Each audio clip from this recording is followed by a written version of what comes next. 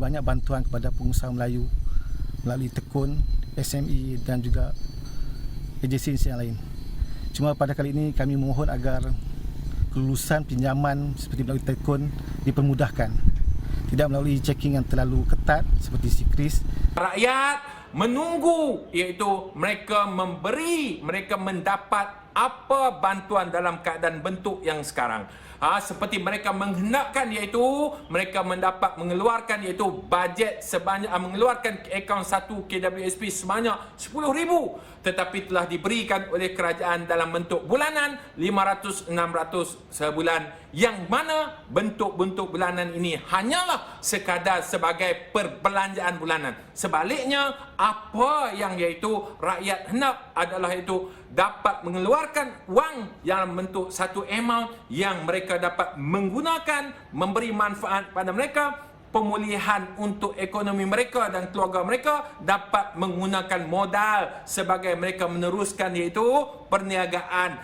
Kami Persatuan Kontraktor Melayu Malaysia menyarankan kepada pihak kerajaan agar dapat untuk ini diagihkan seadil-adilnya, sebaik-baiknya untuk dirasai kepada seluruh kontraktor bagi meringankan beban dan tekanan yang dihadapi pada masa kini. Antara intipati belanjawan yang menarik perhatian kami adalah 150 juta program latihan bantuan penjualan serta peralatan digital di bawah kempen e-dagang PKS dan PKS Micro. Selain daripada itu, inisiatif Shop Malaysia Online dengan usaha sama platform e-dagang utama dapat membantu usahawan-usahawan tempatan bagi menjual produk-produk mereka secara online. Skim jaminan pembiayaan sebanyak 10 bilion di mana 2 bilion diperuntukkan kepada Bumiputera dan program iTekad untuk B40 sangat-sangat dialukan. Walau bagaimanapun, kami berharap setiap permohonan dipermudahkan urusannya dan dikurangkan kadar faedah keparas yang paling minimum. Saya mengambil kesempatan untuk mengucapkan kepada belanjawan. Baik, itu tadi berapa respon rakyat, Fatin, ya, tentang belanjawan 2021 yang baru saja dibentangkan oleh Yang Berhormat Menteri Kewangan kita. Dan seperti yang kita janjikan tadi, malam ini sangat istimewa kerana Buletin Utama bersama dengan Menteri Kewangan yang kami jemput ke studio untuk mempercikan lebih lanjut lagi tentang belanjawan negara 2021, Fatin. Dan di sebelah saya, Menteri Kewangan Datuk Seri Tengku Zafrul Tengku Abdul Aziz. Terima kasih Datuk Seri kerana bersama dengan kami di Buletin Utama hari Ahad, kan, luar biasa. Pagi tadi sempat lari 13 km, Datuk Seri. Kalau tengok di Instagram. Lari slow-slow lah.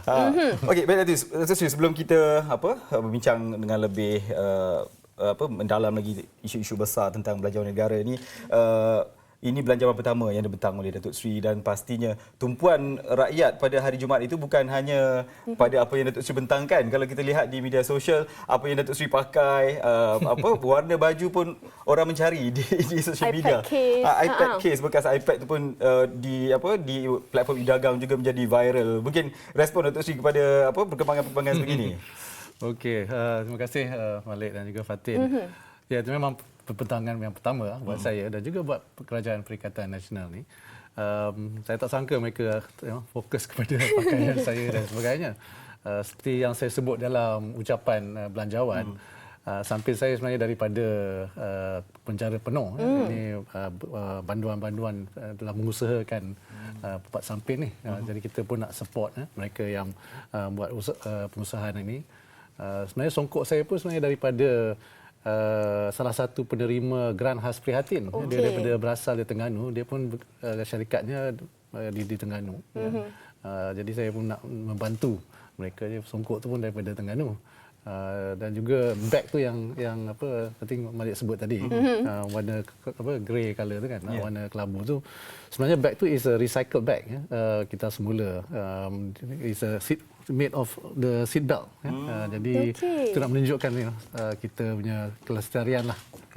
Susah nak cari tu. Lepas ni saya pasti semua rata-rata akan pergi melihat semua daripada atas ke bawah.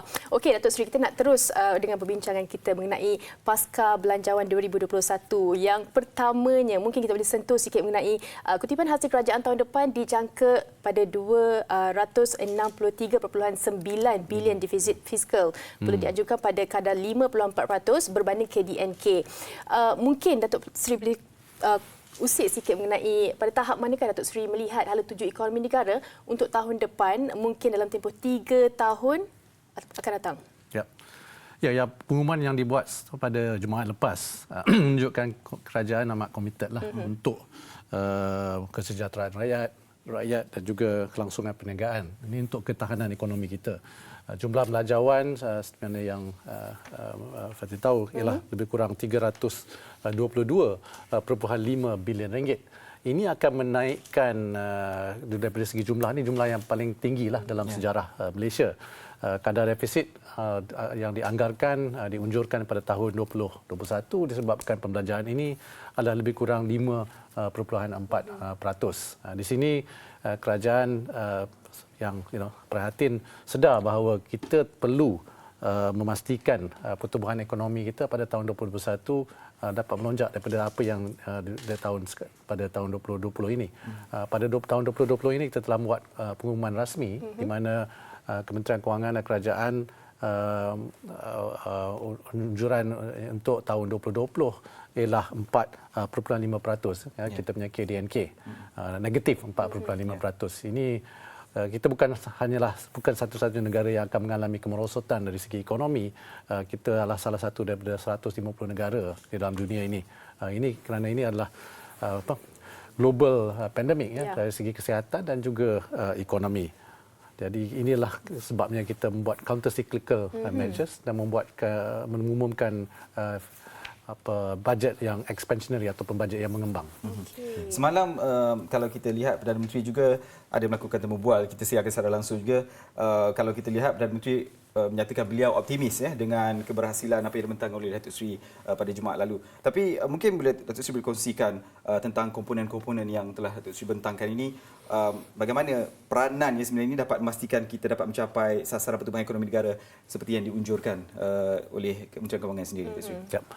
Jadi mari kita lihat objektif belanjawan 2021 ini ialah pertamanya ialah untuk membendung wabak COVID-19 sendiri. Di sini kerajaan telah memperuntukkan 4 bilion ringgit untuk Kementerian Kesihatan dan ini untuk hanya fokus kepada COVID. Tetapi kalau kita lihat peruntukan KKM sendiri, Kementerian Kesihatan Malaysia, peruntukannya hampir 32 bilion ringgit. Dan juga kita fokusnya juga untuk membantu golongan yang terjejas ni, di mana peruntukan untuk golongan terjejas ni adalah lebih kurang 30.8 bilion ringgit. Ini dari segi bentuk insentif dan juga subsidi untuk rakyat. Lagi satu isu ialah isu mengenai pekerjaan. Ini isu yang besar. Kita semasa jelajah belanjawan 2021 ini adalah antara isu utama yang dibangkitkan kepada saya dan juga rakan-rakan saya di Kementerian Kewangan. Di sini kita telah mengumumkan jaminan pekerjaan lebih kurang 500,000 pekerjaan yang akan diwujudkan dalam belanjawan 2021 ini dengan anggaran peruntukan yang lebih kurang 3.7 bilion ringgit, di mana pihak swasta dan juga pihak kerajaan akan bekerjasama untuk memberi peluang pekerjaan kepada rakyat Malaysia. Satu lagi adalah perniagaan. Kita objektif belanjawan ini adalah untuk menyokong perniagaan dan juga mewujudkan permintaan, to bring the demand kepada rakyat. So di situ tadi I think Malik pun telah sebut mengenai pendigitalan. Pendigitalan negara itu penting juga. Banyak peruntukan juga diberi untuk pendigitalan negara, pembelanjaan pembangunan DE ataupun pembangunan development expenditure ni, pembelanjaan pembangunan untuk belanjawan 2021 ini berjumlah 69 bilion ringgit. Ini kita nak multiplier effect lah, multiplier effect, impact yang membuat gandaan kepada ekonomi. Dan terakhirnya ialah objektifnya adalah untuk menarik pelaburan. Di sini kita pihak kerajaan telah mengumumkan beberapa insentif untuk menarik pelaburan asing untuk datang ke Malaysia. Okey, Datuk Seri tadi ada sentuh mengenai pengangguran dan tahap mencari kerja dan sebagainya. Mungkin ini antara perkara yang baru yang boleh Datuk Seri cerahkan kepada penonton sendiri mengenai Majlis Pekerjaan Negara. Sejauh mana ataupun bagaimana majlis ini mungkin berfungsi atau capaiannya kepada rakyat khususnya? Majlis Pekerjaan Negara ini akan dipengerusikan oleh Yang Amat Berhormat Perdana Menteri sendiri. Saya percaya semalam beliau telah dalam temu duga beliau, Yang Amat Berhormat Perdana Menteri ada menyebut bahawa dia sendiri akan mempengerusi Majlis Pekerjaan Negara ini. Yang pentingnya ialah kita harus sebagai kerajaan bekerjasama dengan pihak JLC dan juga swasta supaya memberi lebih peluang pekerjaan kepada rakyat Malaysia. Di salah satu program yang diumumkan dalam belanjawan ialah hiring incentive ni, di mana kerajaan akan memberi peruntukan sehingga RM4,000 ya, kepada setiap majikan yang mengambil pekerja. Katakan ini sehingga 40% daripada gaji mereka lah. Jadi kalau gaji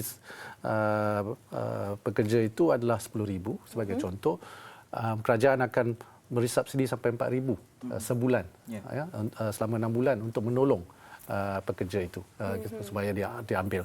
Sekarang tahap pengangguran di Malaysia yang diumumkan oleh Jabatan Perangkaan Negara ataupun Department of Statistics Malaysia ialah 4.7%. Ini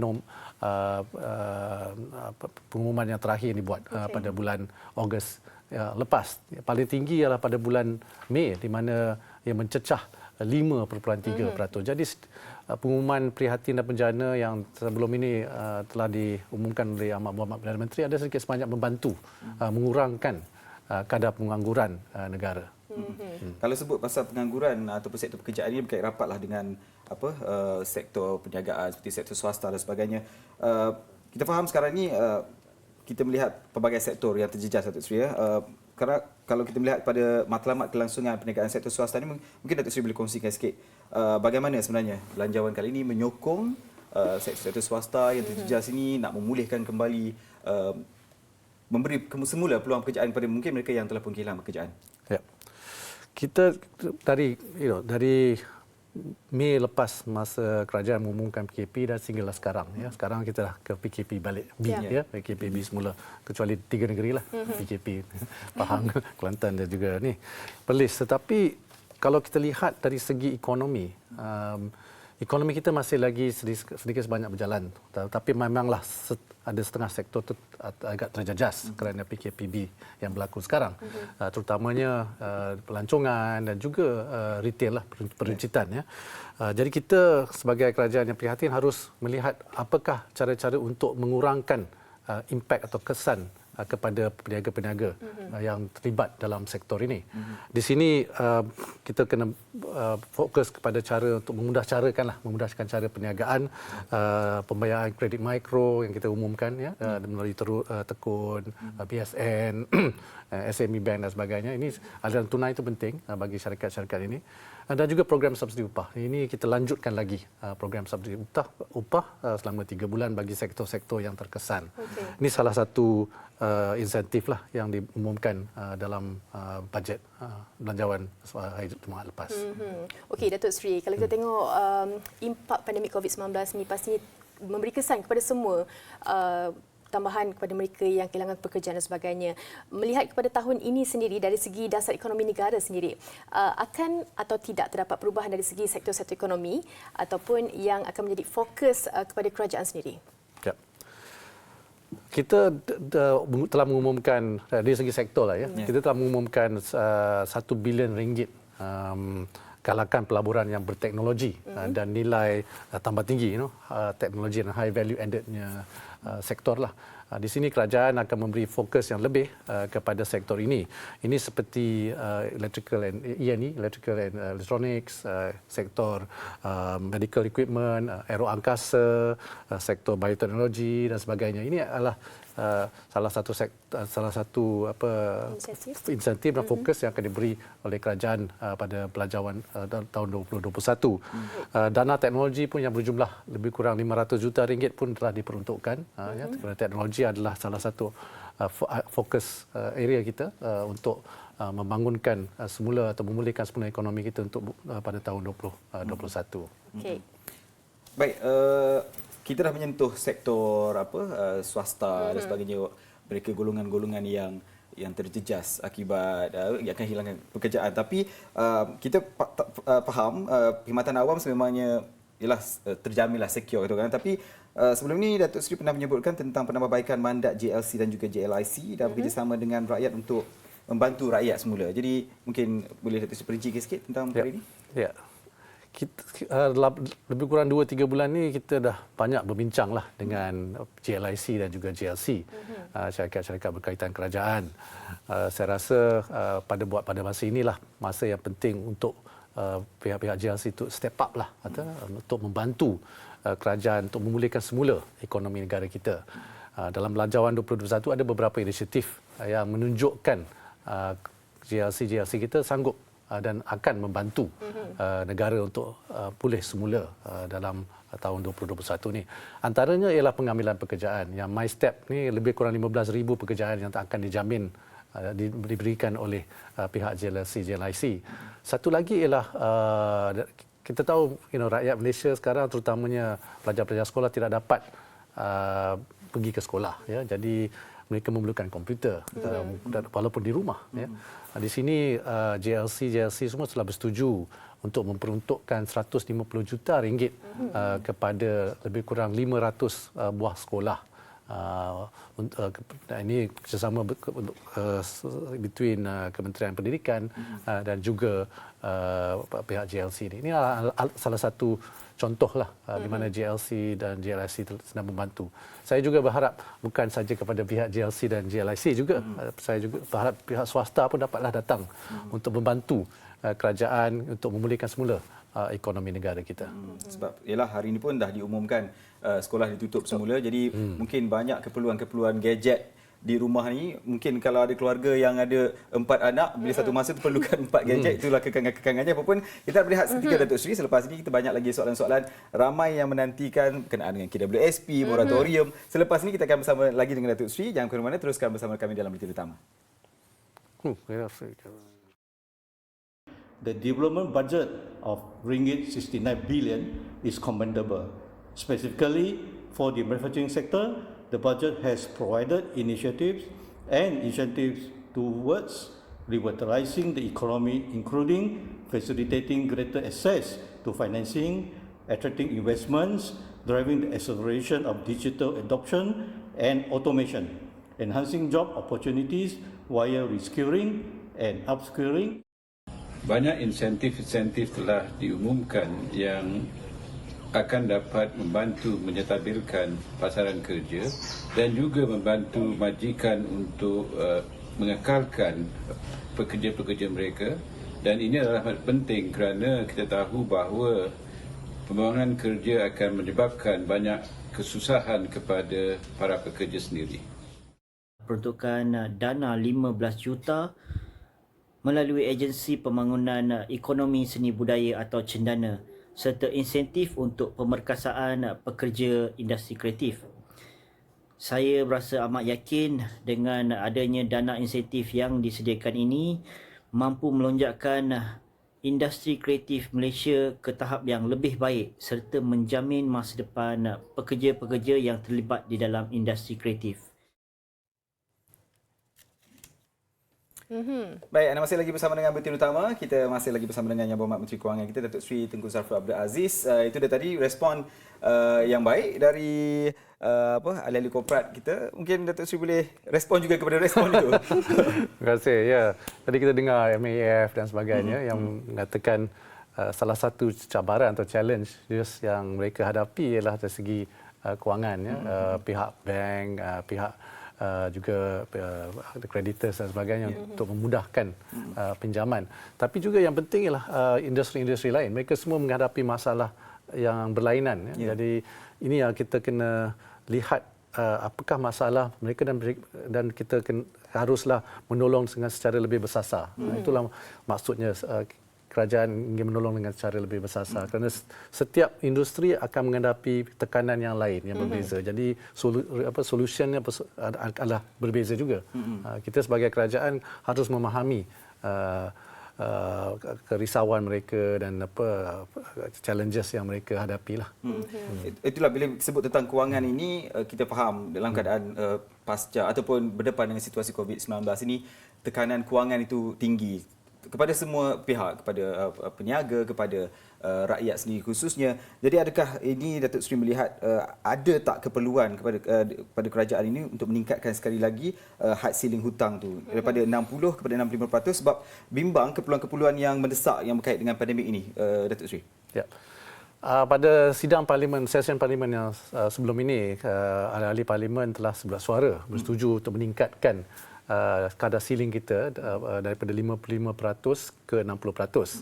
Jadi buat pada masa ini, saya rasa masih lagi mencukupi hard ceiling 60% itu. Unjuran kita pada akhir tahun ini mungkin kita akan mencecah 56% ya, kadar hutang kita over debt over GDP lah, ya, hutang over KDNK.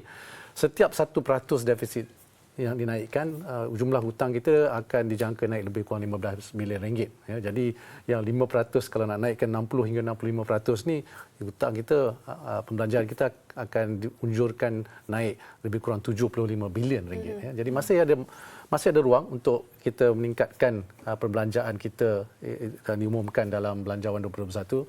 Jadi kalau kita lihat pengumuman yang dibuat, debt to GDP kita akan naik daripada 56% pada akhir tahun ini ke mungkin hampir 60% pada tahun 2021. Sama ada kita akan naikkan lagi semula, itu terpulang kepada bagaimana kita memerangi pandemik COVID-19 ini. Okey, Datuk Seri menyentuh mengenai pembentangan bajet hari Jumaat yang lalu, di mana matlamat yang telah pun terkandung dalam ucapan Datuk Seri mengenai kesejahteraan rakyat, dan di sini kita agak jelas mengenai inisiatif yang mendukung golongan muda, terjejas dan khususnya B40. Tapi kita nak tahu juga bagaimana pula dengan golongan lain seperti M40 contohnya yang terus membayar cukai tetapi bantuan tu kurang. Ramai sebut tu Datuk Seri. Mungkin ada yang dah tertunggu. Pertama sekalinya, inisiatif M40 dalam Belanjawan 2021 ni sebenarnya tak berkurang. Berjumlah, kalau kita quantify-nya, berjumlah lebih kurang 10 bilion ringgit jumlah pertolongan, bantuan yang diberi oleh kerajaan dari dalam in the form of insentif dan sebagainya. Kita lihat contohnya pembayaran cukai kita kurangkan sebanyak 1%. Ini bagi mereka yang berpendapatan 50,000 hingga 70,000 setahun. Keduanya, kita ada pengurangan caruman KWSP di mana sebelum ni biasanya ke 11%, kita turunkan caruman itu kepada 9%. Ini banyaknya golongan M40 yang dapat menikmati ini. Ini kita memberi lebih kurang 9.3 bilion ringgit akan masuk ke dalam ekonomi. Pengurangan KWSP daripada 11% hingga 9%. Pelbagai lagi insentif cukai yang diberikan kepada golongan M40 ini. Juga bantuan pembayaran bersasar yang dimudah cara untuk golongan terkesan juga telah diumumkan.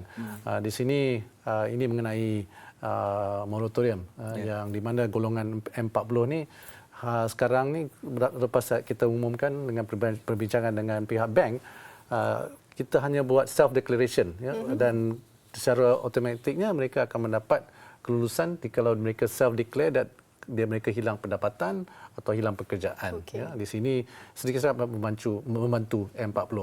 Tapi satu lagi ialah kita tidak boleh lihat dari jangka masa pendek nak menolong golongan M40 dan juga B40.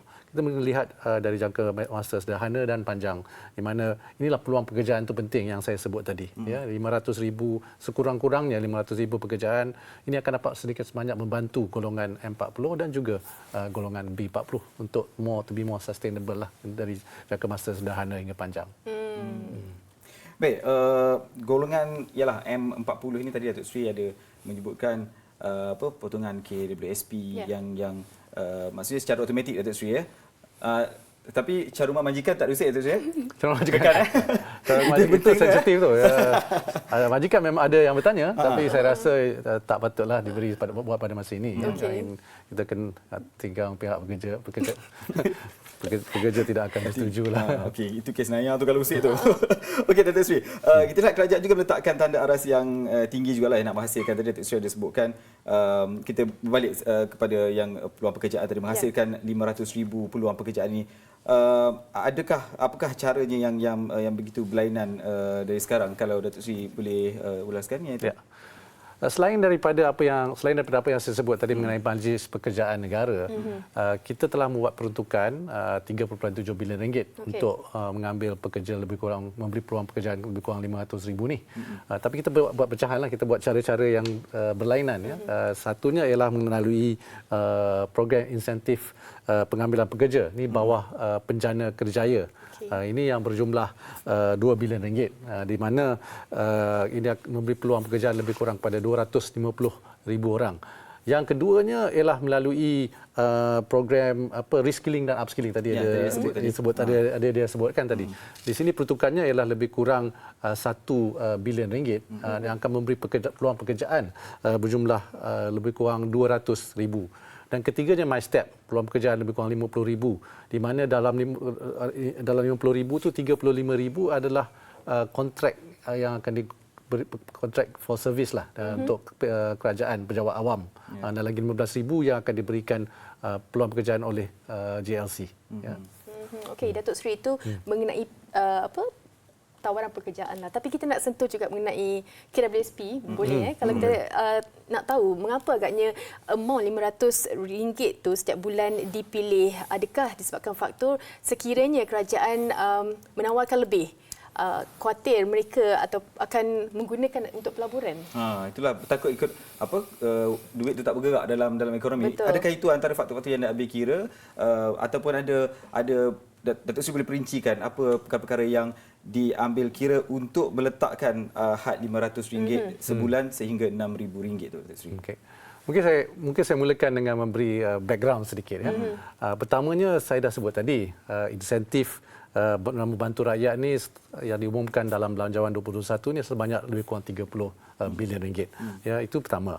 Yang keduanya, kerajaan mendengar keluhan rakyat dalam yang terkesan dengan wabak COVID-19 ini. Ya, di mana oleh sebab itulah sebelum ini dalam pakej prihatin juga akaun 2 dibenarkan untuk dikeluarkan. Program ini dinamakan akaun pengeluaran air lestari, di mana setiap pencarum dapat mengeluarkan RM500 sebulan selama 12 bulan.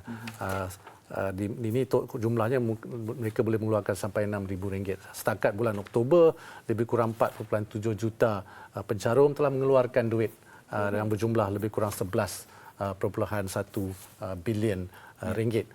Sekarang ni kita dapat mendengar tadi salah satu masa kita mula program ni ada yang bertanya boleh tak keluarkan akaun satu, ya, banyak ramai juga yang meminta.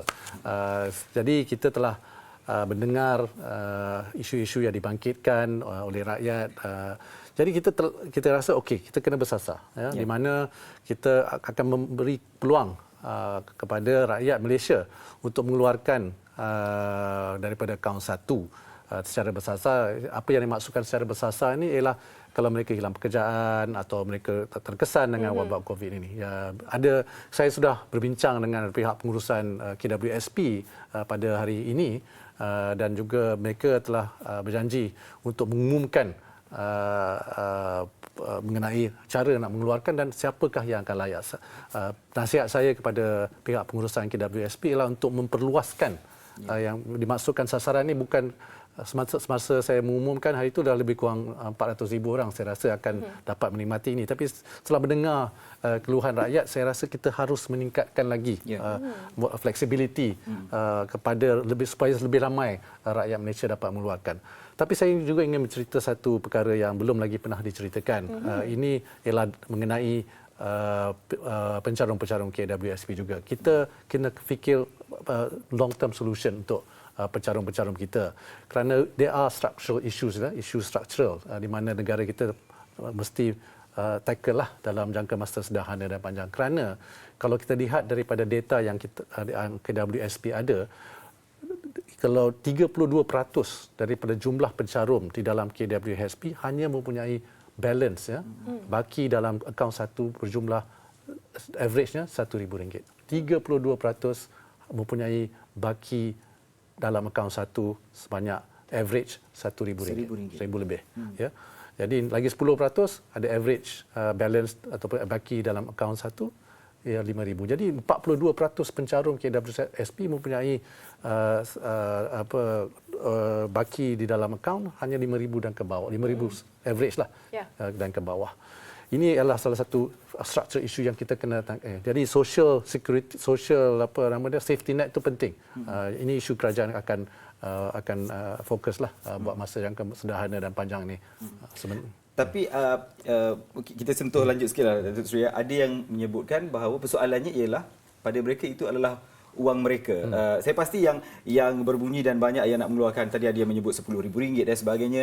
Mereka adalah golongan yang kata orang ada duit yang cukup sebenarnya di dalam akaun, tapi mungkin dalam keadaan semasa mereka perlukan itu. Jadi perluasan yang bagaimana yang Datuk Seri mungkin boleh gambarkan bahawa nak mohon tu bagaimana? Mungkin yalah kita pun faham KWSP akan umumkan menjelang 11 November nanti, tapi kalau dapat Datuk Seri gambarkan perluasan itu sehingga lebih daripada 400,000 tadi itu, bagaimana bentuk perluasan kategori itu? Jadi KWSP akan mengumumkan besok sebenarnya. Oh, besok, okey. Nak memperluaskan, saya biarlah mereka membuat pengumuman. Tapi yang diminta, saya dah minta mereka untuk memperhalusi cadangan-cadangan yang kita dengar daripada rakyat Malaysia. Yang pentingnya ialah kita harus membantu sebanyak mungkin. Tapi kepada mereka yang betul-betul memerlukan. Ini adalah kerana pada akhirnya KWSP ini merupakan simpanan untuk masa hadapan. Ya. Tapi ialah mereka mengatakan kita memerlukannya buat masa sekarang. Tapi mereka yang memerlukan buat masa sekarang, kita akan membenarkan mengeluarkan akaun 2 dan juga akaun 1. Ini jumlahnya RM12,000. Ya. Kita tahu dah ditetapkan jumlahnya sebagaimana, tapi adakah selepas ini kerajaan dan KWSP terbuka kalau ada betul-betul permintaan daripada golongan untuk meningkatkan jumlah itu, atau memang dah inilah hadnya? Buat pada masa ini kajian yang kita telah buat oleh kajian yang KWSP telah buat, mereka percaya 12,000 ni mencukupi buat pada masa ini. Seperti mana yang diumumkan sebelum ini, setakat ini 11.1 bilion sudah keluar pun melalui akaun 2, dan ramai yang mahu keluarkan dalam akaun 1 juga. Tapi kita kena lihat bagaimana cara untuk memastikan masa hadapan mereka pun tidak terjejas. Kerana saya dah beritahu tadi, 32% daripada pencarum dalam KWSP ini hanya mempunyai baki average-nya RM1,000. Baik. Okey, banyak lagi sebenarnya kita nak tanya dengan Datuk Seri berkenaan dengan pasca pembentangan Belanjawan 2021 ini. Tapi kita nak berehat seketika. Betul. Lepas ni kita ada lagi beberapa soalan nak tanya. Kembali selepas ini. Masih lagi dalam Buletin Utama, kita masih lagi berdiskusi dengan Yang Berhormat Menteri Kewangan Datuk Seri Tunku Zafar Abdul Aziz. Datuk Seri tadi ada sentuh tentang moratorium, tapi pendek je Fatin, kan? Mungkin boleh perincikan lagi untuk penonton. Ya. Jadi tadi saya sebut sedikit pasal KWSP, saya nak betulkan juga. Bukan 400,000 ya, dalam pengumuman belanjawan 600,000. Saya tersilap, tersasul tadi. Okay. Mengenai moratorium, saya juga menyentuh sedikit mengenai golongan M40, bagaimana mereka dapat mengeluarkan ataupun minta lanjutan moratorium jikalau mereka dapat buat self declaration dan mereka terkesan. Lagi satu pengumuman yang dibuat oleh saya dan Kementerian Kerajaan pada hari Jumaat ialah mengenai bantuan moratorium untuk golongan B40. Di sini kalau sesiapa yang ada registration atau berdaftar dengan BPR, program Prihatin Rakyat yang baru dinamakan sebelum ni BSH. Ini lebih kurang 8 juta rakyat Malaysia, 8.1 juta rakyat Malaysia. Mereka hanya perlu memberitahu kepada bank ya, sama ada mereka mahu lanjutan moratorium selama 3 bulan ataupun mereka mahukan lanjutan moratorium selama 6 bulan tetapi bayar setengah setiap bulan daripada jumlah hutang yang perlu dibayar. Kelulusan ini automatik, hanya mereka perlu memberitahu bank pilihan A atau pilihan B. Di sini kerajaan telah berbincang dengan Bank Negara dan juga bank-bank tempatan kita supaya menolong terutamanya golongan B40 ini. Ini 8.1 juta rakyat Malaysia yang mempunyai pinjaman kurang daripada 150,000. Ini kemudahan ini juga daripada segi restructuring pinjaman ini juga diberi kepada PKS dan juga PKS Micro. PKS Micro juga hanya perlu membuat registration ataupun dengan bank-bank masing-masing untuk memberitahu mereka terkesan, dan mereka juga kalau hutangnya kurang dari RM150,000, boleh membuat pilihan antara dua yang saya sebut tadi. Baik, saya tertarik dengan satu lagi sektor yang disentuh. Datuk Seri ada menyebut tentang sektor pelancongan, tentang bantuan kepada ataupun penetapan semula kepada mereka yang terjejas yang dibuang kerja di sektor penerbangan, kira-kira 8,000 yang Datuk Seri sebutkan. Tapi ramai yang bertanya, dia seolah-olah macam ada, kalau kita lihat dalam teks Datuk Seri itu kami melihat ada satu paragraf saja macam itu. Tapi respon dari persatuan-persatuan pelancongan dan sebagainya, mereka melihat sebenarnya kesannya lebih luas, bukan hanya mereka yang dari sektor penerbangan, perhotelan, agensi pelancongan, travel agency dan sebagainya. Respon Datuk kepada respon mereka ini tentang pelancongan ini? Ya, dalam belanjawan kita telah menyebut mengenai pertolongan yang akan diberikan dari segi reskilling, upskilling dan training kepada pekerja-pekerja penerbangan yang terkesan. Tetapi sebenarnya peruntukan untuk pelancongan lebih daripada itu. Ya, itu saya hanya memilih untuk fokus kepada sektor penerbangan ini. Tetapi kita masih ada lagi peruntukan yang telah diumumkan sebelum ini yang berjumlah RM1 bilion kepada sektor pelancongan.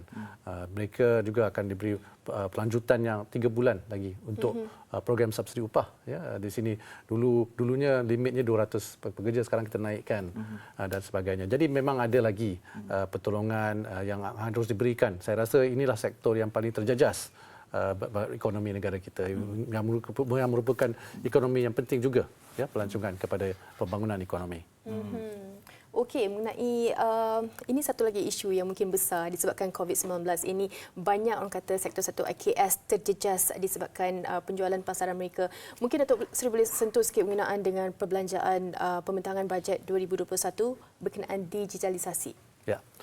So pendigitalan ni penting, ya. Kita telah melihat bagaimana pentingnya digitalisasi ini semasa kita memerangi COVID-19. Di sini dalam pengumuman yang dibuat Jumaat lepas dalam belanjawan, kita telah memperuntukkan sebanyak lebih kurang 150 juta pada masa ini untuk menolong PKS Micro dan juga PKS untuk upgrade dia punya digitalization lah, atau pendigitalan. Ini kempen e-dagang. Kita juga ada yang disebut tadi dalam pertemuan ramah sebelum ini mengenai Shop Malaysia Online. Kita dapat melihat bagaimana PKS dan juga PKS Micro harus meningkatkan capability mereka dalam e-commerce ataupun e-dagang ini. Tapi kita kena lihat pendigitalan ini secara lebih menyeluruh. Kerajaan telah memperuntukkan sebenarnya RM500 juta kepada pembangunan jalinan digital negara ataupun jendela. Duit ini digunakan untuk 500 juta ini digunakan untuk lebih kurang 460 sekolah di Malaysia. Dan juga pihak MCMC pun telah membuat peruntukan lebih kurang 7 bilion untuk jendela ini. Jadi pendigitalan ini penting, ialah dari mula sekali, ialah infrastruktur itu sendiri, ya. Dan bagi pihak PKS dan PKS Micro, kerajaan akan sentiasa membantu. Kita sudah memulakan berbagai inisiatif dalam pakej prihatin yang disambungkan dalam pakej penjana dan sekarang disambungkan juga dalam belanjawan 2021. Baik, kalau kita lihat, selain pada PKS, mungkin ada lagi aspek-aspek digitalisasi ini yang lebih luas. Kita lihat bukan hanya PKS, tapi secara individu, mereka yang mungkin juga secara individunya mahu terbabit sama menerima bajet-bajet diperuntukkan. Mungkin sektor PKS tu kita tetapkan, tapi mereka yang dibuang kerja dan sebagainya ingin merebut juga apa yang diperuntukkan dalam ruang digitalisasi ini, Datuk Seri. Bagaimana? Ya. Dalam belanjawan 2021 kita telah mengumumkan jaringan prihatin. Ini satu inisiatif oleh kerajaan. Kita telah memperuntukkan 1.5 bilion ringgit untuk inisiatif jaringan prihatin ini. Ini memberi peluang kepada golongan B40 ini untuk dapat internet percuma selama 12 bulan kalau tak silap saya, peruntukan yang diberi oleh kerajaan untuk inisiatif ini adalah 1.5 bilion ringgit yang akan dipadankan oleh pihak syarikat-syarikat telekomunikasi di negara kita. Ini jadi jumlahnya lebih kurang 3 bilion ringgit. Ini sedikit sebanyak akan menolong rakyat Malaysia untuk terus dapat akses kepada digital. Ini termasuk dengan latihan-latihan yang dikhususkan kepada Makia semua untuk memasarkan produk-produk mereka di atas talian. Ya. Kita ada tadi saya sebut 150 juta skim geran pendigitalan PKS. Ada juga 1 bilion ringgit yang diperuntukkan untuk skim transformasi digitalan industri dan juga geran otomasi pun ada juga. Dan juga yang saya pernah sebut sebelum ini ialah Shop Malaysia Online. Di sini juga kita memberi peruntukan untuk mereka dapat menjual produk mereka dengan syarikat-syarikat e-dagang yang besar ini. Okay. Baik, Datuk Sri, kita sentuh semula bajet kita secara yang lebih besar berbanding matlamat-matlamat yang Datuk Sri gariskan. Okey. Kita faham kerajaan berdepan dengan risiko-risiko kajian-kajian dan sebagainya berdepan dengan COVID-19 ini. Jadi mungkin Datuk Sri boleh kongsikan sepanjanglah, kita pun tahu Datuk Sri meronda di seluruh negara, bertemu dengan pelbagai pihak dan sebagainya. Apa agaknya kekangan yang mungkin Datuk Sri boleh ceritakan tentang risiko kerajaan nak merangka belanjawan yang prihatin rakyat ini, seperti isu hutang ke atau dan sebagainya. Adakah kita ni sebenarnya kerajaan masih ada ruang untuk terus bertindak sekiranya ekonomi dunia ini terus tergesa dengan COVID-19 ini, Datuk Sri? Ya. Terima kasih Malik. Kerajaan fokusnya saya dah sebut tadi dan saya juga sebut dalam ucapan belanjawan. Kesejahteraan rakyat dan kelangsungan perniagaan itu penting untuk ketahanan ekonomi. Ya, jadi di sini kerajaan telah memberi fokus yang lebih kepada kesejahteraan rakyat. Kita tidak akan compromise atau kompromi mengenai kesejahteraan rakyat kita. Jadi dari segi ruang fiskal itu kita telah membuktikan dalam pakej prihatin, dalam pakej penjana prihatin tambahan dan juga pakej kita prihatin, kerajaan akan menggunakan dana yang ada dan juga akan meminjam sebanyak yang boleh kalau untuk menolong rakyat kita. Di sini belanjawan 2021 juga menunjukkan komitmen kerajaan untuk berbelanja untuk melindungi ekonomi kita, untuk ketahanan ekonomi kita, tapi pentingnya juga ialah kesejahteraan rakyat dan juga melangsungkan perniagaan. Jumlah belanjawan yang berjumlah 322.5 bilion ini adalah terbesar dalam sejarah Malaysia. Fokusnya ialah untuk membendung wabak COVID-19, membantu golongan mudah terjejas, mewujudkan pekerjaan, mewujudkan demand atau permintaan, menyokong perniagaan dan juga menarik pelaburan. Baik, Datuk Sri, seminggu sebelum pembentangan pada hari Jumaat hari itu, Datuk Sri ada bertemu dengan wakil-wakil rakyat, pelbagai parti khususnya untuk mengumpul segala maklumat-maklumat mengenai pembentangan bajet, dan ada juga suara-suara dalam parti ataupun luar parti sendiri yang mengkritik berkenaan dengan belanjawan 2021 sendiri. Bagaimana Datuk Sri melihat agaknya sejauh mana sebenarnya sesi libat urus antara parti-parti ataupun mereka ini dalam mengambil kira soal perbelanjaan negara? Ini sebelum ke selepas yang mengkritik? Ini sebelum. Sebelum. Jadi ini pertama kalinya sebuah kerajaan berjumpa dengan pihak pembangkang untuk mendengar cadangan-cadangan yang dikemukakan kepada kerajaan. Jadi kerajaan ini bersifat terbuka. Sebenarnya Kementerian Kewangan sendiri telah menerima lebih kurang 6,600 cadangan. Saya dan juga timbalan menteri saya dan kedua-dua timbalan menteri telah menjelajah seluruh negara Malaysia. Setiap negeri kita telah berjumpa dengan industri-industri, menteri besar, kerajaan negeri, menteri-menteri persekutuan pun kita jumpa semuanya, dan of course yang disebut tadilah parti-parti politik dalam kerajaan dan juga bukan dalam kerajaan. Jadi cadangan-cadangan yang pentingnya ialah cadangan-cadangan mereka kebanyakannya adalah untuk menolong rakyat. Kita tahu yang fokusnya ialah untuk belanjawan 2021 ini saya secara peribadi tidak kisah cadangan ini datang dari mana, asalkan cadangan ini adalah cadangan yang akan menolong rakyat Malaysia dan juga menolong ekonomi negara kita. Tapi sikit sebelum kita berehat sekali lagi. Pasca pembentangan pula masih ada wakil-wakil parti, individu tertentu Sehingga kan dari dalam parti kerajaan sendiri ada yang tidak berpuas hati dengan apa yang dibentangkan. Mungkin respon Datuk Seri tentang itu. Ya, kita kenalah mempunyai sifat yang terbuka. Ya.